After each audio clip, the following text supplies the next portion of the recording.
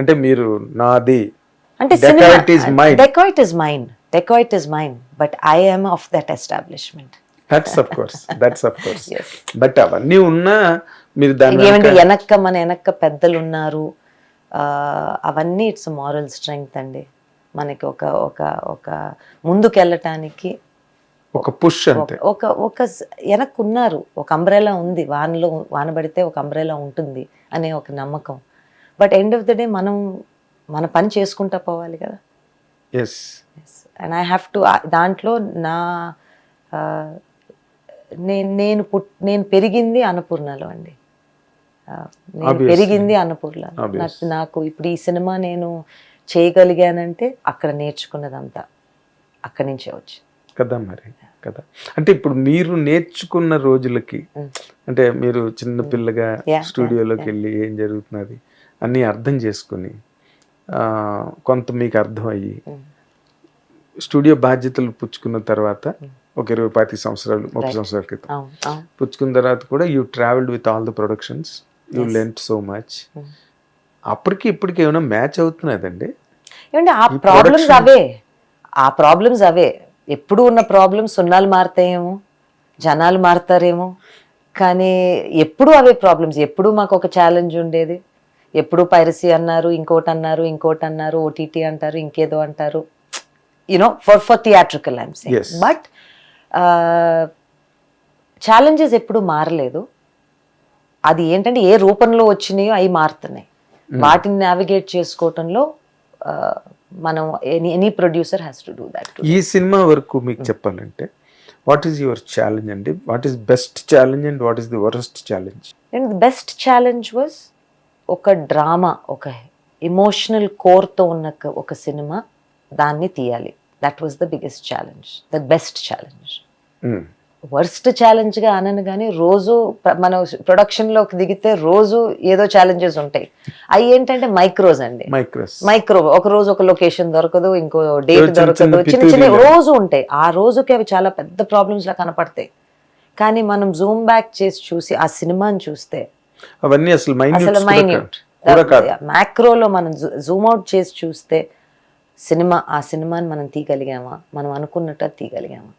మీకు అంటే సినిమా మొత్తం ప్యాకేజింగ్ అంతా అయిపోయిన తర్వాత ఎవ్రీథింగ్ ఫీల్స్ గుడ్ అనుకోండి, బాగా వచ్చింది అవుట్పుట్, మ్యూజిక్ బాగుంది, ఆర్ఆర్ బాగుంది, యాక్షన్స్ బాగున్నాయి, పెర్ఫార్మెన్సెస్ అన్నీ, దట్స్ ఆల్ గుడ్. కానీ మీరు ఏ బ్లాక్ని ఓవర్కమ్ అవడానికి సినిమా ప్రొడక్షన్లో ఇది పెద్ద స్టంబ్లింగ్ బ్లాక్ లా లేదండి. రోజు ఉన్న మైక్రో ప్రాబ్లమ్స్ తప్పనించి ఒక సినిమా తీయాలని దిగినాక అవి తప్పవు. Luckily very good star cast came in to the film. ఆర్టిస్టులు కానీ టెక్నీషియన్స్ కానీ అందరూ బాగా కొలాబరేట్ చేశారు. ఇప్పుడు అనురాగ్ కశ్యప్ గారు అంటారా, ఏం కావాలి నీకు, ఎలా చేద్దాం, ఎప్పుడు రమ్మంటావు, you know, and so many people who just very very kind. అంటే మీరు అభిమానం కొంత, సుప్రియ గారు అంటే కొంత అభిమానం, కొంత భయం లేదండి. అవన్నీ పనికిరావండి, అవన్నీ పనికిరావు. నేను అనుకోవటం, ఒక ఆర్టిస్ట్కి ఆ సినిమా వాళ్ళ రోల్ తప్పనిచ్చి మిగతా అన్ని ఆర్ పక్కన ఇష్యూస్. వాళ్ళకి ఆ సినిమా మీద నమ్మకం ఉంటే వాళ్ళు ఏదైనా చేస్తారండి, ఆల్వేస్. ఎందుకంటే వాళ్ళ పేరు దాంతో ముడిపడి ఉంటుంది, వాళ్ళ పర్ఫార్మెన్స్ దాంతో ముడిపడి ఉంటుంది, వాళ్ళ సక్సెస్ దాంతో ముడిపడి ఉంటుంది. So that is always the king. అదే మొక్కుబడిలా చేసి వెళ్ళిపోతారు. అది తెలుసు. అది సినిమాకి అవసరం లేదండి. కావాలంటే మన ఫేవర్ వేరే విధంగా చేసుకోవచ్చు. అంటే ఈ సినిమాలోని ప్రతి సినిమాకి కొన్ని చేద్దాం అనుకున్నవి చేయగలుగుతారండి. ఇది చేద్దాం అనుకున్నది కొన్ని ఫర్ రీజన్స్ చేయలేకపోతారు. సినిమా హిట్ అవ్వచ్చు, బాగా డబ్బులు కలెక్ట్ చేయొచ్చు అని. బట్ ఎక్కడో ఇది మనం చేయలేపాం, చేద్దాం అనుకుని కూడా అన్నది ఏదైనా ఉందా డెకాయిట్లో? లేదండి. ఇంకొంచెం టైం ఉంటే బాగుండని అనిపించింది అంతే. ఇంకా కొంచెం టైం ఉంటే బాగుండు ఇంకా ఫినిష్ చేసుకోవటానికి. బట్ ఎవరో అన్నారనమాట, the film is never, the makers never complete the film gets taken away from them exactly అని ఎవరో అన్నారు. సో అది ఆ రిఫైన్మెంట్ లో ఇంకా ఏదైనా టైం దొరుకుతుందేమో అనేది ఒక చిన్న అప్పుడప్పుడు అనిపిస్తుంది మనకి, ఇక్కడ కొంచెం ఇంకా టైం దొరికేది అక్కడ, లేకపోతే నథింగ్. అంటే ఎడిటింగ్ పార్ట్ లో తీసేసిన డ్యూరేషన్ ఏదైనా ఉందా? నాట్ మచ్ అండి, not much. We short to the story. Short to the story. అక్కడ ఆ స్టోరీలో కొన్ని 2 లైన్లు ఎక్కువ అన్నావా, అది మనం ఎడిట్ లో చూసుకున్నావా తప్పనిచ్చి we short to the story అంతే. సో దాని మీద మళ్ళీ పెట్టిన ఖర్చు ఎడిటింగ్ లో పోయి అలాగేం జరగలేదు. ఓకే, లెంగ్త్ కోసం కొన్ని ఉంటాయి కానీ నథింగ్ మోర్. అంటే ఇందాక మిమ్మల్ని అడిగిన ఛాలెంజ్లు ఏంటన్న దాంట్లో మొన్న నాగవంశీ గారు స్టేజ్ మీద ఫన్నీగా మాట్లాడారు, కానీ ఆయన ఎక్కడో ఆయనలోని ఒక ఆవేదన. లేదండి, అసలు నాగవంశీ గారు ఇస్ రైట్. ఎందుకంటే నేను చాలా కాలం అయింది సినిమా తీసి, యూనో సినిమా సెట్ మీద రోజు అంటే యాక్టివ్ ప్రొడక్షన్ లో ఉండి కొంచెం టైం అయింది ఇప్పుడు. సో మేమందరం కలుసుకున్నప్పుడు ఇలా చేయొచ్చు కదా, అలా చేయొచ్చు కదా అని అంటూ ఉంటాను. ఒకసారి దిగినాక మనకు కూడా తెలుస్తుంది కదా అంటాం తేలిక.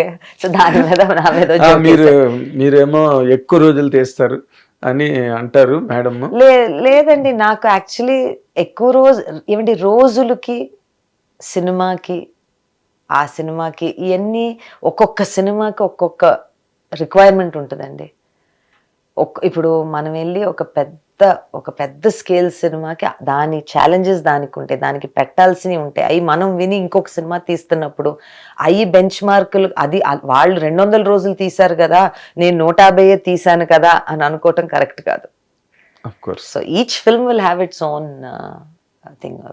చాలా మంది 40 రోజుల్లో సినిమా తీస్తారు, 30 రోజుల్లో సినిమా తీస్తారు, హిట్లైనవి ఉంటాయి.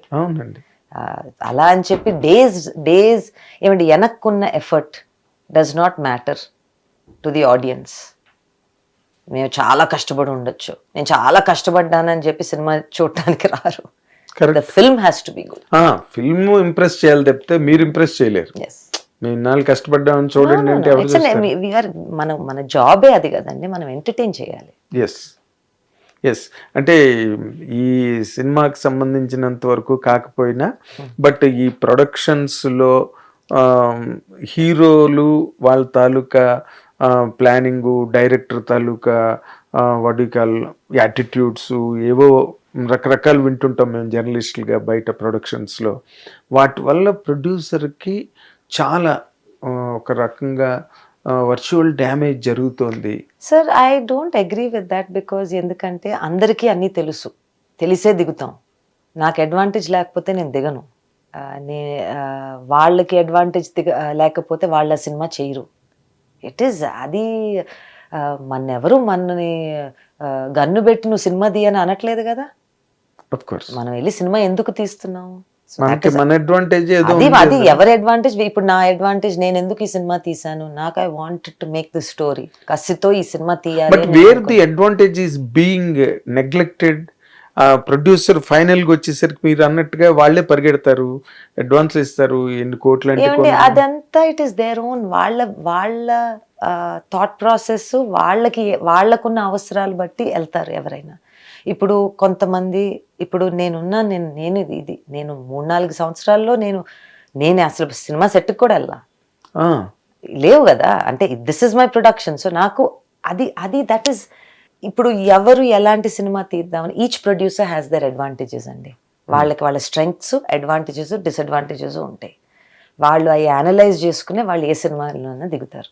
అది మనం వేరే వాళ్ళు మన ఏదో చేసేస్తున్నారు ఇది ఇలా అని అనుకోవటం, ఐ థింక్ అది ఏ ఇండస్ట్రీలోనైనా ఆ అట్మాస్ఫియర్ బట్టి ఉంటుందండి. But I think that producers are smarter.